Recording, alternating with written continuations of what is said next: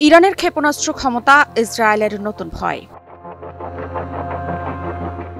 চলতি বছরের জুনের ১২ দিনের সংঘাতের পরই তেল আবিবে যেন নতুন আতঙ্কের ছায়া। যে ইসরায়েল বহু বছর ধরে সীমান্তের বাইরে আগ্রাসন চালিয়েছে, আজ সেই দেশই ইরানের ক্ষেপণাস্ত্র সক্ষমতার সামনে ভয় পাচ্ছে। কি শুনতে অবাক লাগছে, তবে এটাই সত্যি।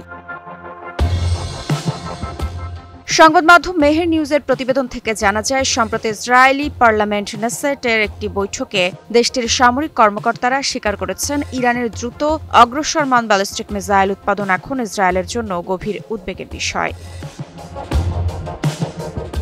প্রতিবেদনে উল্লেখ করা হয়, স্থানীয় মার-ইভ পত্রিকার এক সূত্র জানিয়েছে, ওই বৈঠকে সামরিক প্রতিনিধিরা সতর্ক করেছেন যে ইরান যে গতিতে ক্ষেপণাস্ত্র তৈরি করছে তা তাদের পূর্বের সকল কৌশলকে চ্যালেঞ্জ করছে। ইসরায়েলের দীর্ঘদিনের সামরিক প্রভাব এবং সীমান্তের ওপর আগ্রাসন এখন নতুন এক বাস্তবতার মুখোমুখি, আর তা হল ইরানের প্রতিরোধ শক্তি। সাম্প্রতিক সংঘাতের অভিজ্ঞতা দেখিয়েছে, ইরানের মিসাইল নেটওয়ার্ক শুধু বিস্তৃত নয়, বরং নির্ভুল, দূরপাল্লার এবং ইসরায়েলের প্রতিরক্ষা ব্যবস্থাকে ভেদ করতে সক্ষম।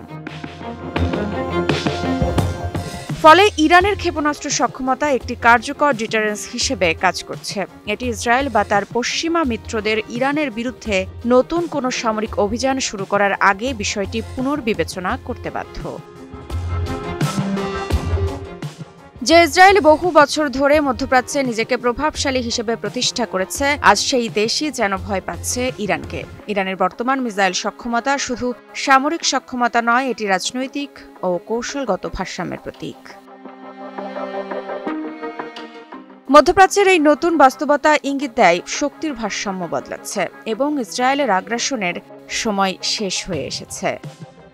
মৃত্তিকা সিনহা বিশ্বাস, নিউজ 24।